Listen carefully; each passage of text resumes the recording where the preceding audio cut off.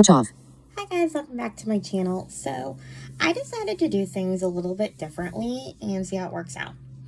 The past few months I've been doing my Goodreads, basically what I added to Goodreads, and my monthly wrap-ups both at the end of the month, and the videos got a little long. So I'm thinking of doing both of those weekly, like a reading update every week and what I added to Goodreads every week, depending on how many books I added in a week or how many books I read. Could be every couple of weeks if I didn't get as much reading done. But yeah, doing a whole monthly wrap up and a whole month's worth of books that I added to Goodreads is long. So yeah, it's long. So I'm going to start with Goodreads today. How many do I have? I have 1, 2, 3, 4, 6 books to share with you today. So let's get started. So the first one is Only Love Can Hurt Like This by Paige Toon. I got this one through the Reading Through Life podcast. I read another Paige Toon before, and I loved it. It was actually one of the books that I had been waiting for Audible to get for like 2 years. I was super excited to read it. Anyway, but this one is her newest, I guess. It's going to be released on April 25th. I already pre-ordered it. It is also coming to Audible. Thank God. I don't have to wait another 2 years for it after the rest of you get it. Anyway. An earth-shattering secret. A life-changing love story. When Ren realizes her fiancé is in love with someone else, she thinks her heart will never recover.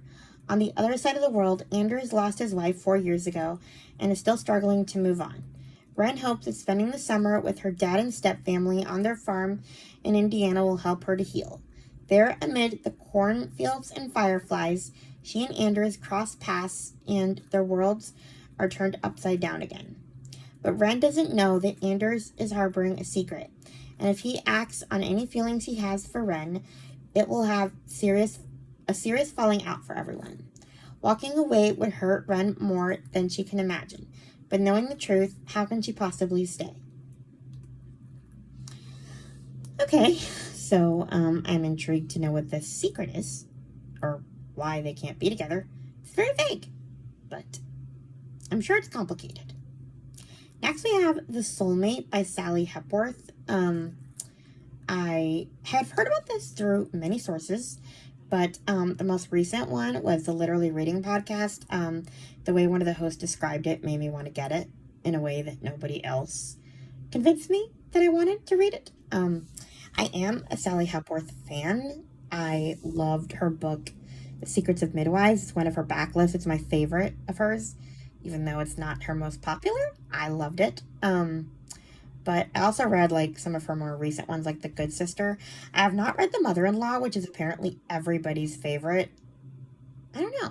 Somehow I'm not really that compelled to read that one, but this one sounds interesting. The Soulmate. There's a cottage on a cliff. Gabe and Pippa's dream home in a sleepy coastal town. But their perfect house hides something sinister.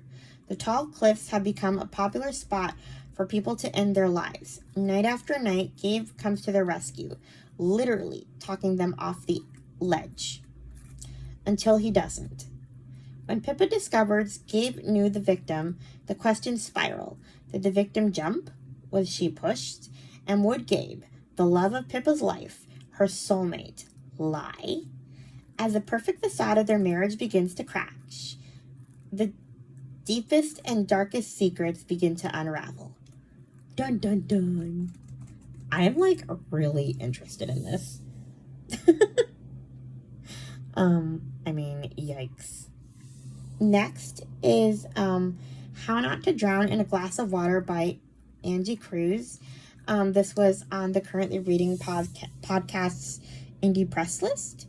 Basically, they partner with different independent bookstores, and they the bookstores will pick 5 books that for the Currently Reading podcast Patreon subscribers, and we buy them from the bookstore, although I get them through Libro FM on audio. But yeah, it helps to support like the different bookstores. So they'll support a different one every month or two. This month is Parnassus Books. I think it's in, I'm not even gonna, Tennessee, I think. Anyway, it's called Parnassus Books.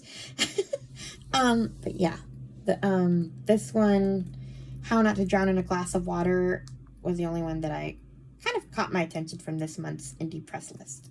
So, Cara Delmetto thought she would work at the factory of little lamps for the rest of her life.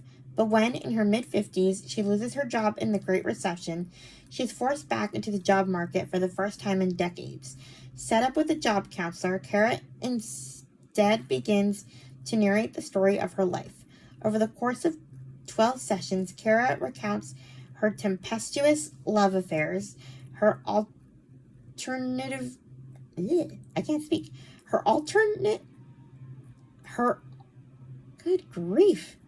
her alternately biting and loving relationships with her neighbor Lulu and her sister Angela, her struggles with debt, gentrification, and loss, and eventually what really happened between her and her estranged son Fernando.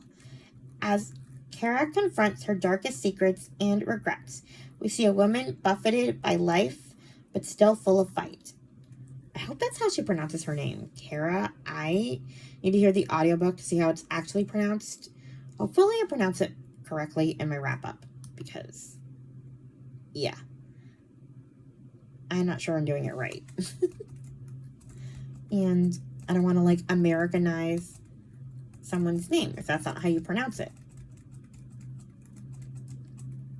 Anyway, next is A Good Mother by Laura Bazelon. I got this one through Lindsay's Little Library. I think it was in one of her book hauls, but it sounded really interesting. A gripping debut thriller about two young mothers, one shocking murder, and a court case that puts them both on trial. When a soldier is found stabbed through the heart at a U.S. Army base, there is no doubt that his wife, Luce, is to blame. But was it an act of self-defense, an attempt to save her infant daughter, or the cold-blooded murder of an innocent man? Ambitious public defender Abby is determined to win at all costs. As a new mother herself, she wants to keep Luce out of prison and with her daughter. But when the surprises stack up and shocking new evidence emerges, Abby realizes the task proves far more difficult than she expected and will require a terrible sacrifice. As the trial hurtles toward an outcome no one expects, Abby, Luce, and a captivated jury are forced to answer the question that will decide everything. What does it mean to be a good mother? Yikes. I borrowed this one from the library immediately. Thank God. There was no hold for it. So this will probably be my next one, because my next read. So you'll be hearing about this one pretty soon. But I am very interested in this for some reason.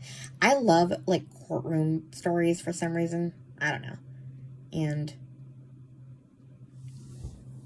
especially about motherhood. I don't know why. I love a good custody battle, even though this isn't it.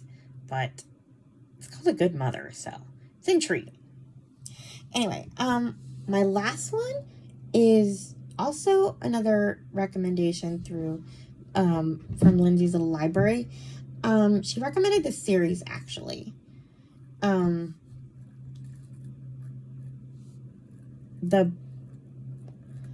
Kate Burkholder series. It's a mystery series.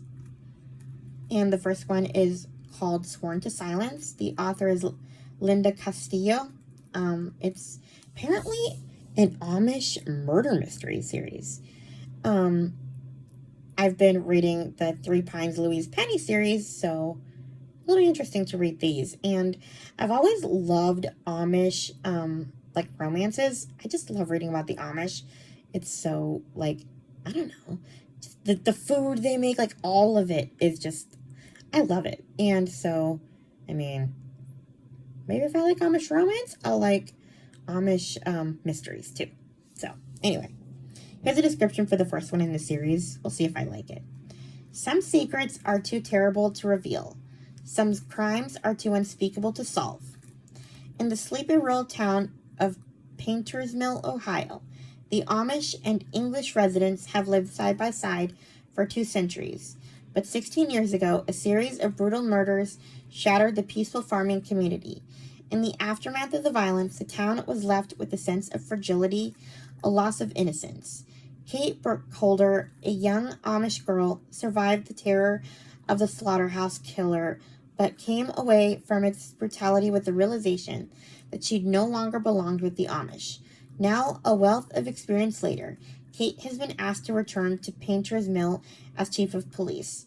Her Amish roots and big city law enforcement background make her the perfect candidate.